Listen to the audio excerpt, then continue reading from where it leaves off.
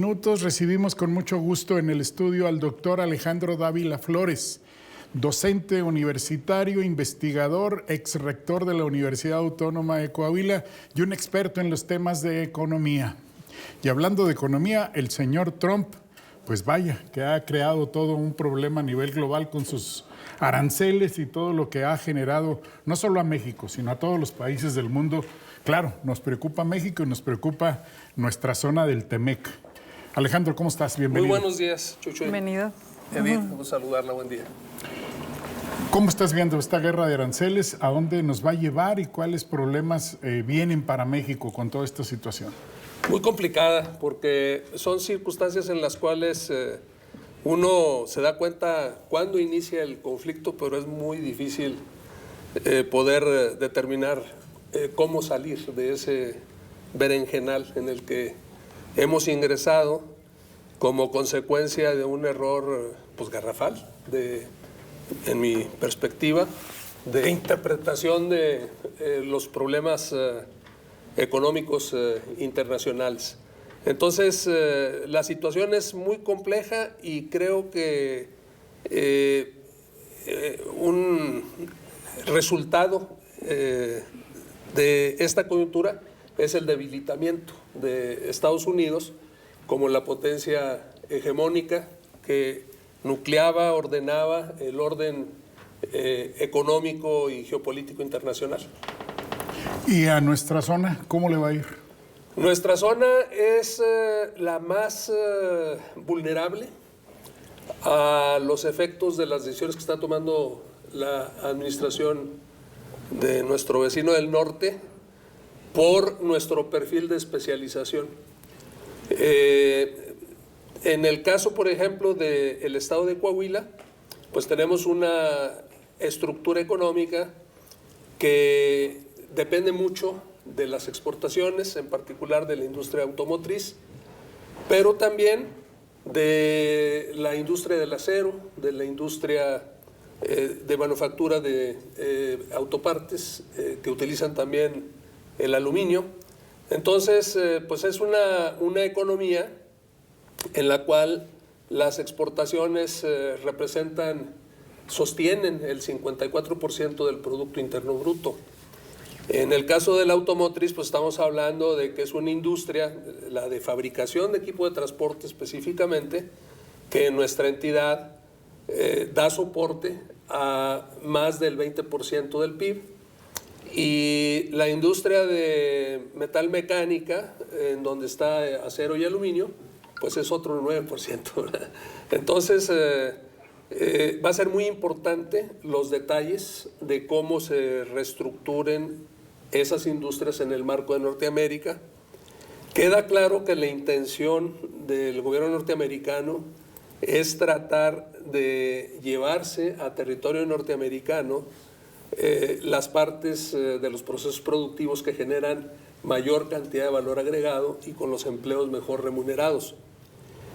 No está claro que vaya a tener éxito en su intención porque es muy complejo y requiere tiempo. Mano de obra. Y también desarmar, reconfigurar todas las cadenas de producción a nivel regional, ¿verdad? Porque pues no es tan fácil replantear toda la conformación de las cadenas a nuevas reglas del juego que contravienen completamente la forma como se estaban desarrollando las actividades productivas previamente. Entonces, en cualquier caso, de tener éxito en ese propósito, la región como tal va a perder competitividad. Y digamos que este es un escenario, una guerra comercial, pues es un escenario de perder. La región como Norteamérica, ¿verdad? La región como Norteamérica y la región como Coahuila, ¿verdad? Claro. Somos una economía particularmente vulnerable a esta circunstancia, a esta coyuntura, por nuestras características de especialización productiva, ¿verdad? ¿Fue este el fin del nearshoring? Puede darse un replanteamiento del nearshoring en donde la región Norteamérica pueda conformarse como una opción para hacer frente a la potencia emergente. Pero eso requiere en la dirección de la estrategia en los Estados Unidos, pues una visión en la que se vea a Canadá y a México como socios comerciales. Estados Unidos necesita a Canadá y a México porque Canadá pues es un país que tiene una gran cantidad de recursos naturales, energía, agua, y México pues es un país que tiene una potencia manufacturera importante, en el sentido también de que tiene una fuerza laboral productiva y que ha mostrado ser eficiente en los procesos en los que ha participado. Entonces, se requiere tener una visión regional para hacer frente a la competencia de las potencias emergentes, pero creo que el camino por el que nos ha llevado el presidente Trump pues es una estrategia muy mala para lograr ese propósito, porque está minando sus propias bases de sustentación, está debilitando la posibilidad de apoyarse en las alianzas con Europa, con potencias importantes en Asia-Pacífico, como Corea, como Japón.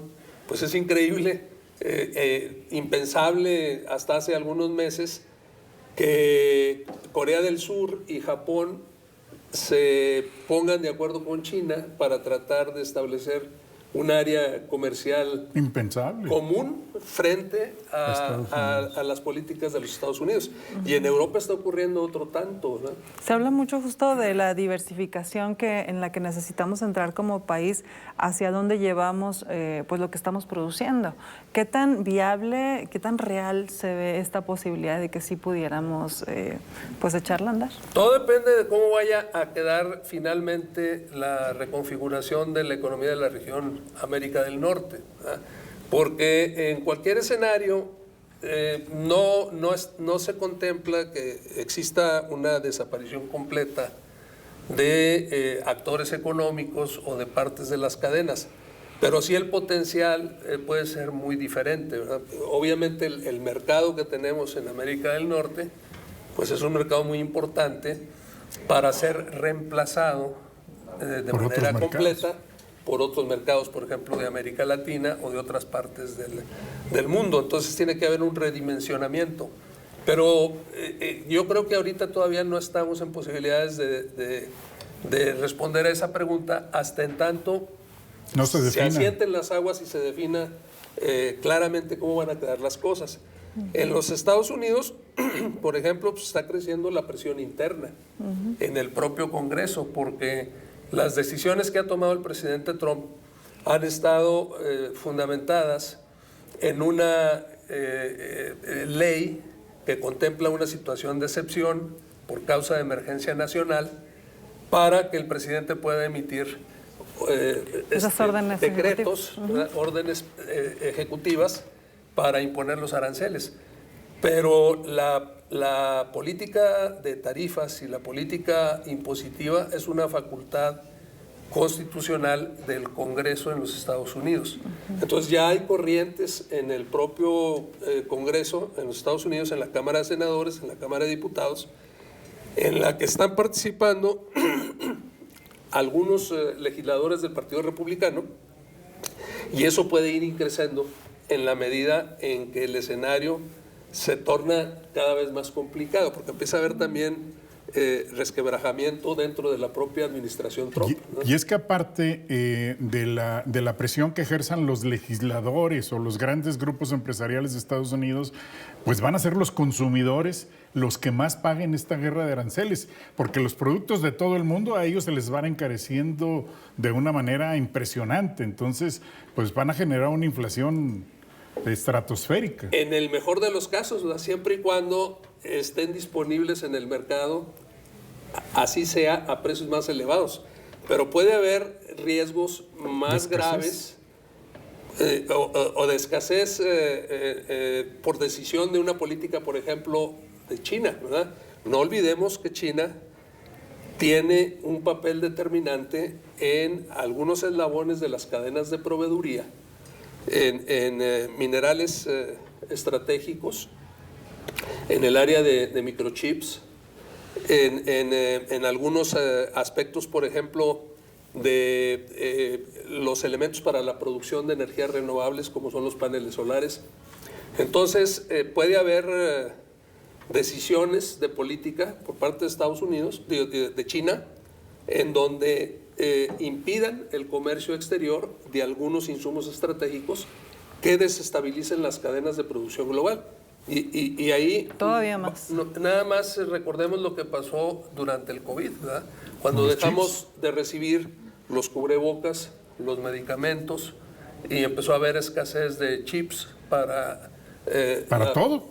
Para la fabricación de los productos electrónicos y la industria automotriz, ¿verdad?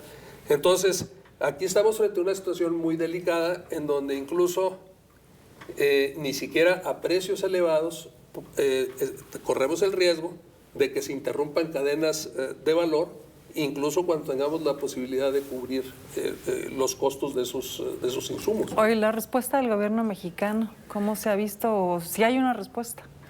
Yo creo que dada la confusión, la incertidumbre, la inestabilidad en quien está tomando las decisiones del lado americano, yo creo que la posición de la presidenta de la República ha sido correcta, ¿verdad? Yo creo que ha evitado entrar en una confrontación directa y creo que pues hay que esperar a que se asienten las aguas y tratar de ver realmente cómo van a quedar las cosas, ¿no? Estamos pagando muy caro como región sureste el no haber diversificado a tiempo. Sí, desde hace 20 años había señales claras de que era importante impulsar una diversificación productiva sistemáticamente. No lo hicimos. Como país también yo creo que tenemos vulnerabilidades que tenemos que atender y no lo hemos hecho. En el trasfondo de lo que estamos viendo en el entorno internacional, pues está la crisis energética y la crisis de recursos naturales.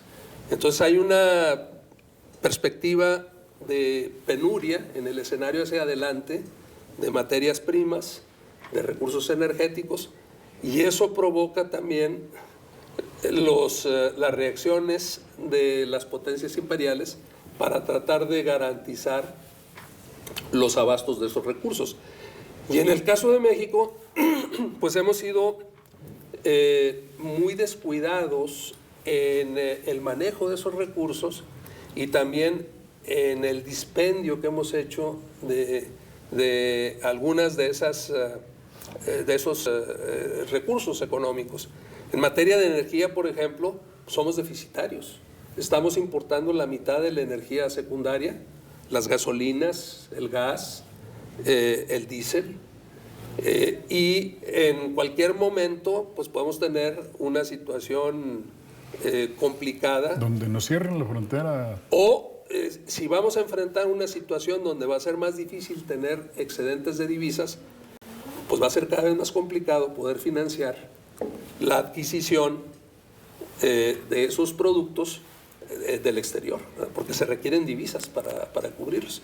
Entonces tendríamos que estar trabajando muy fuerte hacia una diversificación de nuestra estructura productiva, en donde racionalicemos el uso de la energía, disminuyamos el consumo de la energía, podamos diversificar nuestra estructura económica. Por ejemplo, en el caso de la industria automotriz, yo creo que sería muy importante impulsar una diversificación hacia mercados que tengan que ver con las necesidades nacionales y que apuesten por una economía de diversificación que favorezca la vida, la sustentabilidad y la integración. En materia, por ejemplo, de industria automotriz, hay un potencial muy importante en la diversificación a través de la producción de autobuses para la movilidad en los espacios urbanos, autobuses eléctricos para la movilidad en los espacios urbanos. Y podríamos al menos reorientar una parte de la capacidad de producción y de manufactura que tenemos en el país a cubrir esas necesidades, y podemos abrir mercados que nos permitan diversificar cubriendo necesidades internas. Ahí hay un potencial importante que tenemos que visualizar. También tenemos que avanzar rápidamente a la producción de electricidad con renovables, depender menos de los combustibles fósiles. Y el otro punto, pues es que hemos administrado realmente muy mal los recursos naturales de energía. Pemex es un desastre financiero. Ha perdido productividad, pero de una manera alarmante. Las pérdidas son enormes y, por ejemplo, en lo que es Pemex Transformación Industrial, en todo lo que es la actividad de refinación, pues cada barril que se procesa en las refinerías en México tiene un costo de $42. Se pierden $42 por cada barril procesado. O sea, sería mucho más barato importar esos productos que producirlos en México y exportar. Así la eficiencia.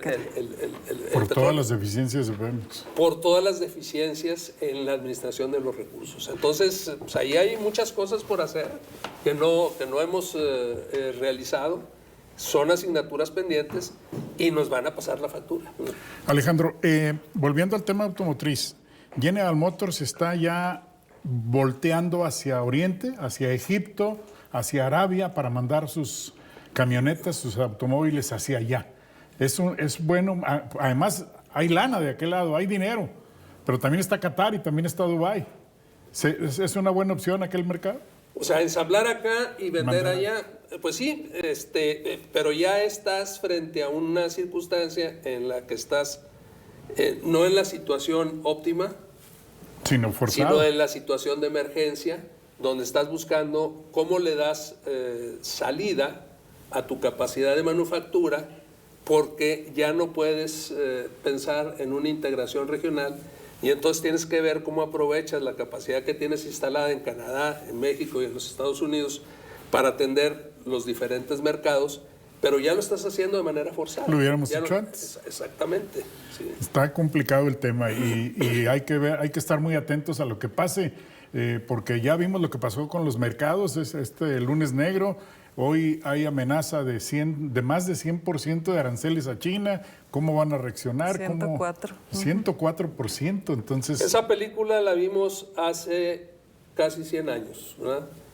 Igual el Congreso de los Estados Unidos decretó aranceles para tratar de revertir su situación de déficit comercial y su situación de contracción económica producto de la recesión, de la caída en la bolsa del 29, y el resultado que hubo de esa política fue una guerra comercial, una contracción más aguda de la actividad económica y la estanflación, que finalmente nos llevó a la Segunda Guerra Mundial, ¿verdad?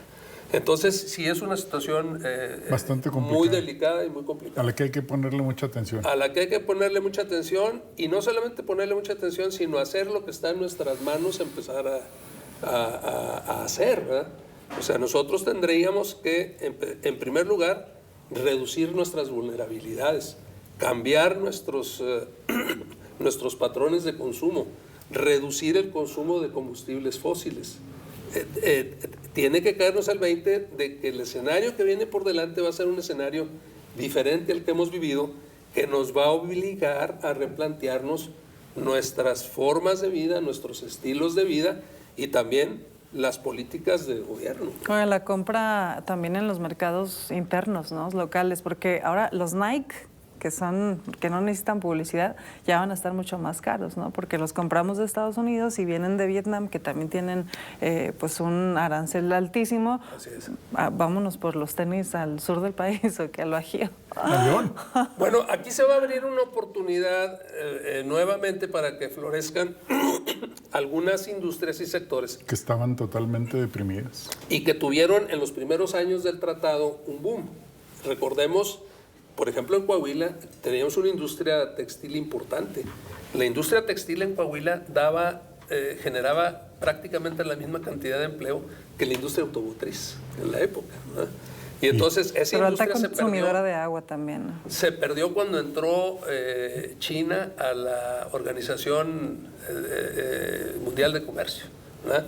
Entonces, esa industria puede tener la posibilidad de un repunte, lo mismo la industria textil, la industria del calzado, la industria del juguete, ¿verdad? Hay otras posibilidades que pueden, digamos, esta circunstancia puede generar otras oportunidades. Pero en términos de el valor agregado por persona, pues el valor agregado por persona en la industria automotriz es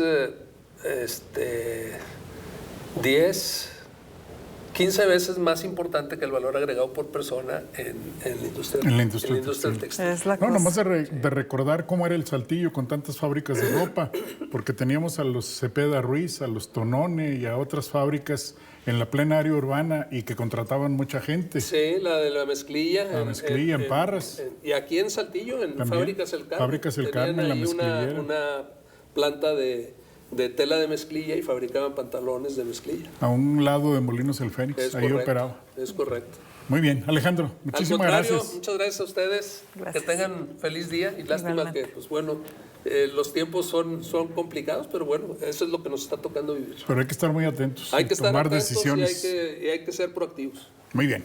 8 de la mañana con 26 minutos. Vámonos a un corte y